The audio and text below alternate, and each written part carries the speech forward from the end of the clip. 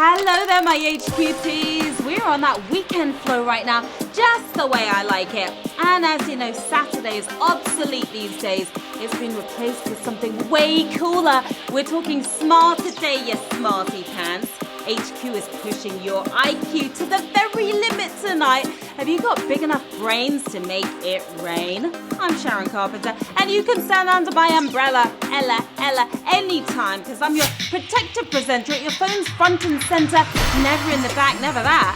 See? Up front, close and personal. And happy Pride Month, everyone, especially our awesome LGBTQ players. We celebrate you this month. Now, this is HQ, where if your brain is on fleek, that cash you shall reap. Since it's smart today, I want to get your thoughts on some things that may or may not be so smart. Drake trolling Steph Curry in the playoffs. You've seen it. Smart or not smart, guys? Let me know in the chat, considering Drizzy has a fanboy Steph tattoo on his arm. We know the answer already. What about Robert Pattinson as Batman, the next Batman taking over from Ben Affleck, my celebrity crush? Smart or not smart? Well, I think he's going to be a superhero. Yeah, Robert. Now, this Season 4 of HQ, as you know, with a super cool new feature that you guys have been loving so far. I just feedback and you love it. Let me break down the new rules for you. I'm going to ask you a series of questions. You have 10 seconds to tap that answer. If you get it right, you move on. If you make it to question 9 and you get it correct, you will have the chance to win a cash prize or keep playing for the jackpot prize. And we may have some other prize questions along the way as well. There's more prizes, more winning, and more paper, players. Okay? Got it? Good. Now, today we are giving away a spankingly good $35,000. It's the kind of cash that will make you say, "Holy Bunions, Batman!" A whopping amount of money. Next week, we've got some pretty great themes coming your way. So exciting. Thursday, for example, Broadway night. So whether you're a Lion King lover or a Frozen fan, we've got something for you. That's taking place at 9 p.m. Eastern on Thursday. And tomorrow, Mo Money is the theme. Our jackpot is going all the way up to $50,000. You heard right. $50,000. That is mega money right there, so don't miss that tomorrow. Remember, don't get caught in a savage question without the security of an extra life. You can use multiple extra lives to win these days, up to 3 in a single game. Buy one right now if you see it on your screen. You can only buy them once per game, but you can use as many as 3, as I said. They work on most rounds, just not on prize questions or after round 14. Before we get going, we want to make sure you've stretched your brain before the real workout. So we've got some ditloids for you to guess the answers to. Here's an example right here. 7D in a W. We did this one before as an example. What's that W and D stand for? You've seen it. Yes, 7 days in a week, of course. Here's the real thing. SW and the 7D. SW and the 7D. Keep it clean, players. I beg ya. Keep it clean in the chat. No, it's not Southwest and the 7 delays. It is. That's right. Snow White and the 7 dwarves. We have another one coming at ya. 360D in a C. Again, stick to the PG-rated version. I'll be very grateful. Think it's 360. That is the dead giveaway here. 360D in a C. You know what it is. 360 degrees in a circle. Did you remember that? Did you get that right? I hope so. Well, can you come full circle and win tonight? You've stretched your brains. You gotta stretch those fingers right now. Get ready to do some tapping. Get those thumbs real nimble. We've got just a few seconds before Q1. So let's count it down. We've got 19. We've got 18. We've got 17. Are you feeling the anticipation? I know you are.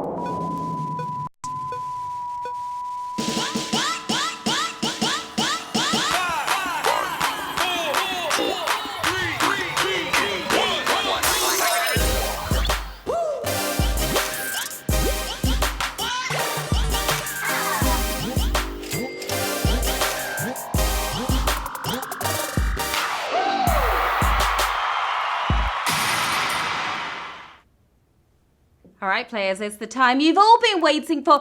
It's time to get to the quizzing. Here we go with Q1. Which of these is the name of a legendary BBC nature docuseries, Universe Wild, Planet Earth, Galaxy Fire? It's a pretty legendary series. I'm not just saying that because I also work for BBC America. Yeah. It's reality TV, the Nature Edition. Take a walk on the wild side, people, with Planet Earth. The down-to-earth answer right there. 213,000 of you knew it. Now, us New Yorkers, we don't like to venture past 14th Street, but you can travel all over the world by watching this show without actually having to go anywhere, you couch potatoes, you. Now, you all want to level up as high as you can this season. Of course, we are here to help. You can buy points multipliers if you can see it on your screen right now. The more points you earn, the higher your level. The higher your level, the better chance you have of winning the season finale with a ton of cash at stake. Going to be lots and lots and lots of money up for grabs in that finale. All right, here's Q2. Which of these US coins features a portrait of the man nicknamed the Great Emancipator? Nickel, penny, or dime? Heads or tails? What do you think? I won't try to nickel and dime you here. It's worth a lot less, actually. Penny for your thoughts.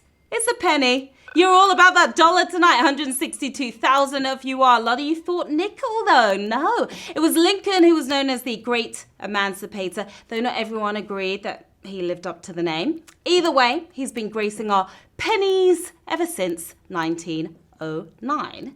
Q3, which of these rappers was born in Los Angeles? Vanilla Ice, Ice-T, Ice Cube. Don't get your ices mixed up. Keep cool and tap well. If you went for Vanilla Ice, you know nothing about hip-hop, do you? He's already told us he's straight out of Compton. A crazy MF named Ice Cube. That's who 114,000 of you staying chill right now. The whole of NWA was from Compton in southern LA. Ice-T grew up in LA, but he was born a New Jerseyite, if that's even a real word. Q4. Which of these places was once known as New Holland? West Canada, New York, Australia. Do they have the perks? Come along with the name. If you went for New York, you need a new life, sadly. Heading down under is Australia.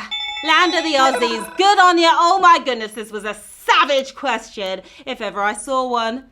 Yeah, what's that? Almost 120,000 of you gone. We've got 38,896 still in the game. Use your extra lives, please. New York State was once New Netherland, while the city was New Amsterdam. Australia was formerly known as New Holland.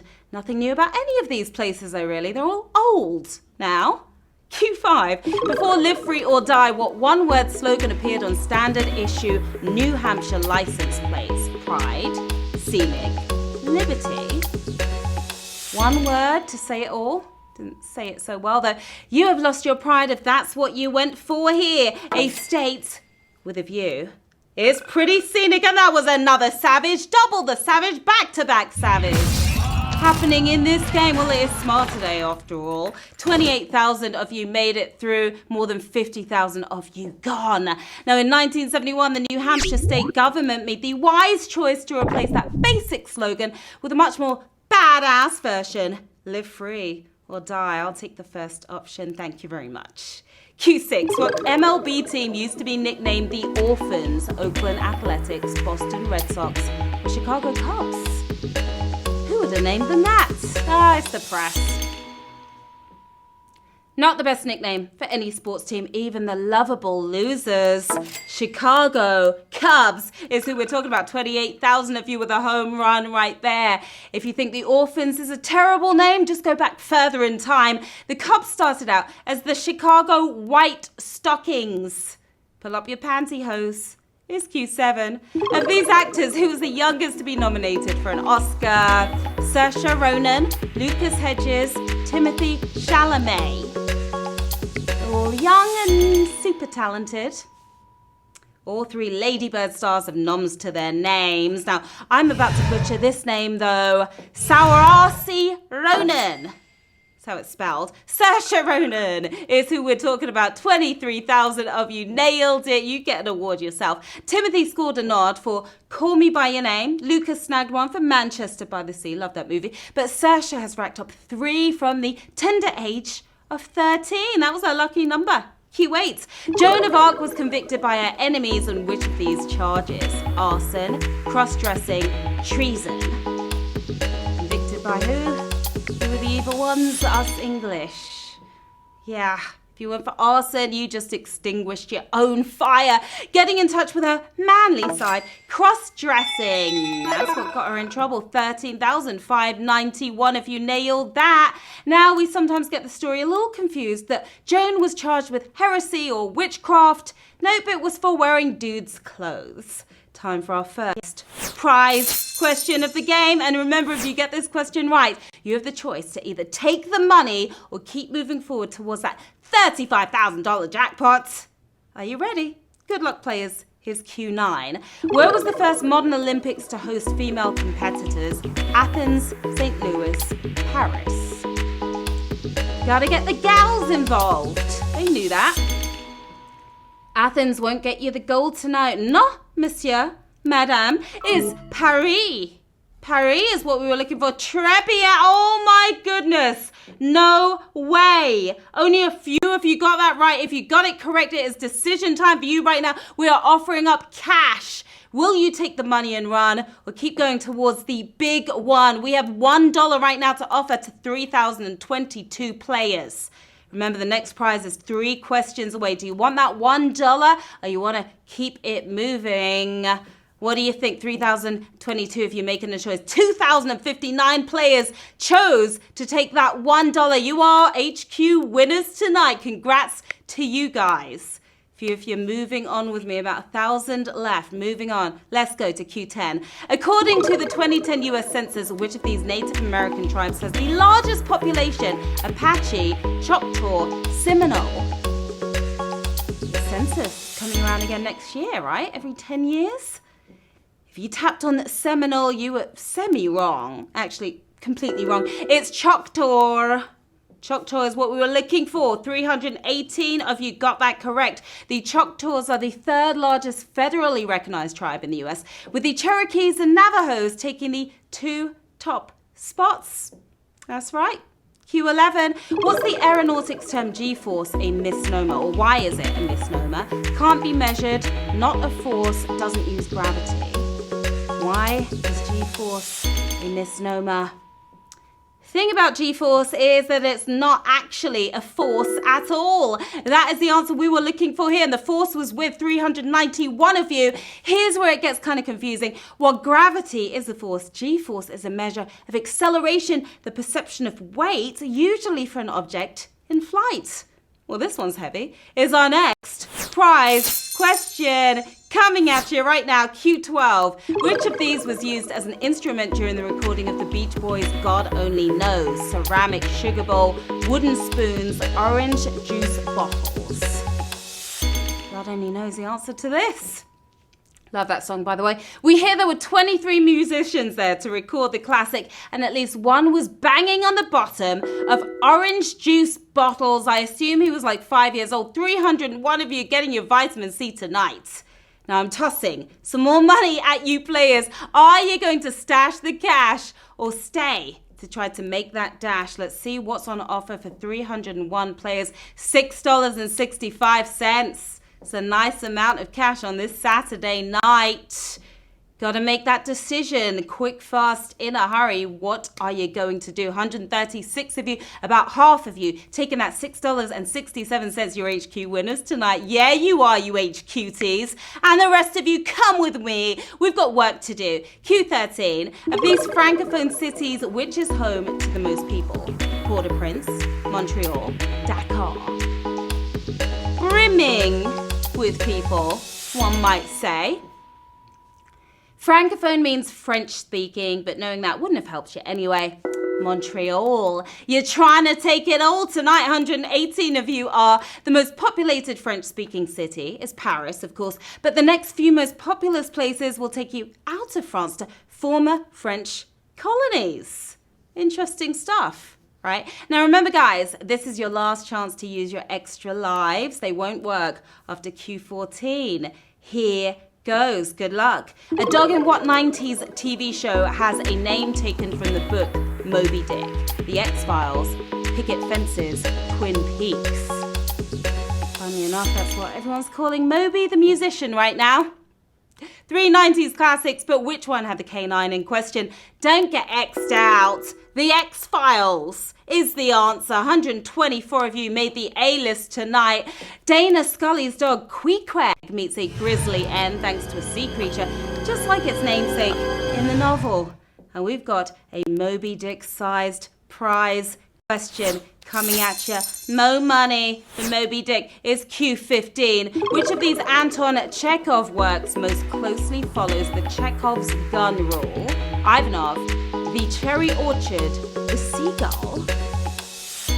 Could be a big one right here. If you went for Cherry Orchard, you should have cherry-picked a better option. The Seagull is what we're talking about, and you are taking flight 67 if you are. We are making it rain on you guys who got it right. It's a tough choice right now. Take what's in the bank or say no thanks. We've got $29.86 that we're offering to 67 players. Almost $30 right there. There's a lot you could do with that cash. And 40 players chose to take $29.86. Okay. All right, not sure what's going on with the math right there. Who's left? You're coming on with me to the next round, Q16. Which of these is not the title of a James Michener novel? Texas, Hawaii, Florida. I've been to these states. I haven't read the books though, to be honest.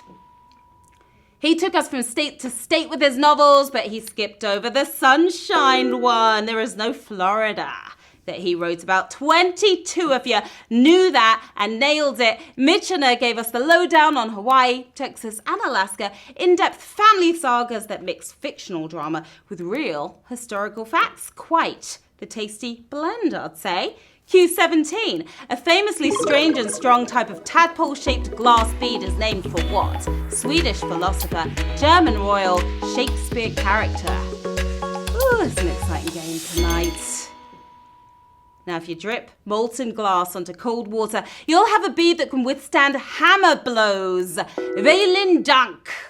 German royal. You are feeling pretty regal right now. 15 of you are. Prince Rupert drops are strong, but if the tail is snapped, it explodes into powder. And you're going to explode with excitement over our next prize question. I can feel it. It's going to be a big one. Q18. Which of these words is a heteronym?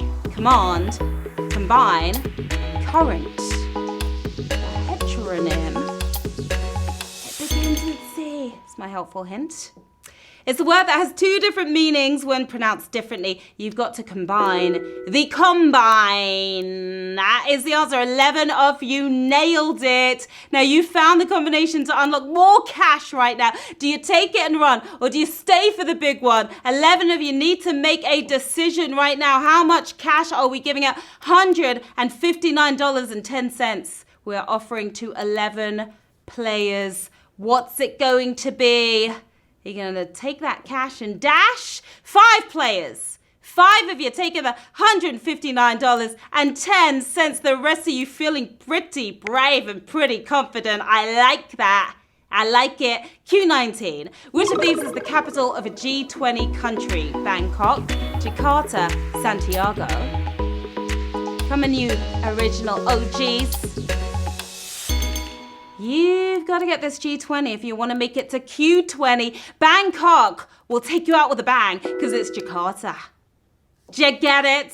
6 of you got it correct. Nobody got that one wrong. Okay, now Santiago is the capital of Chile, not a G20 country. Bangkok is in Thailand, not down with G20 either. Indonesia is the G here, a true gangster. And so are 6 of you. Well done. We're moving on to Q20. Which of these is not part of the eye? Vitreous humor, sclera, incus. 6 smarty pants left in the game right now on Smarter Day here at Q20. Got my eye on you and your sclera, but I'm looking for the Incas. Did you get Incas? 5 of you did. 1 of you got that incorrect. The vitreous humor is no laughing matter. It fills the space between the lens and retina. The sclera is the white part, but you don't want an incus in your eye. No, that's a bone. And I see a prize question heading our way. This is going to be the big one right here. It's your last prize question of the game, and you could win some massive cash if you get it right. You'll choose to either run with the bag or stay in the game to try to hit that jackpot. You'll have to make it to Q25 to win that 35K. Okay? Okay. Choice is going to be yours. Q21. What female writer ranks highest on Modern Library's list of the 100 best 20th century non-fiction books? Virginia Woolf, Gertrude Stein, Barbara Tuchman. That was quite the tongue twister there. Now, if you went for Tuchman, your answer sucks, man. Taking the highest spot here at number 4. Virginia Woolf. Who is afraid? Who's afraid? One person is not afraid. We just lost 4 of you there. It is time for the big decision. I've got a bag of cash up for grabs for the one player who got that correct. How much do we have in the bag? We've got $2,200 for that one player. How brave are you feeling tonight? How smart are you feeling right now? Okay, you're feeling pretty smart, I see, because that one player, who is that? Tangentals is taking the $2,200. Well done to you. You are an HQ winner tonight. Yeah, that would have been rough trying to make it to Q25. I think you made the right choice. Well done to you and all our other winners tonight.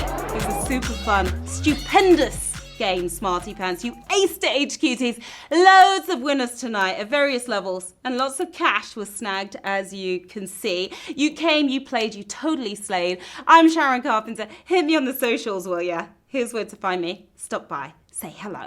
Now, the fun, of course, is not over yet. More Smarter Day coming your way. You know HQ Words is up next with my boy Tim. Don't miss that. 9:30 p.m. Tune in. Good luck in that game. And I will see you soon, everyone. Well done. Have an epic night. Bye.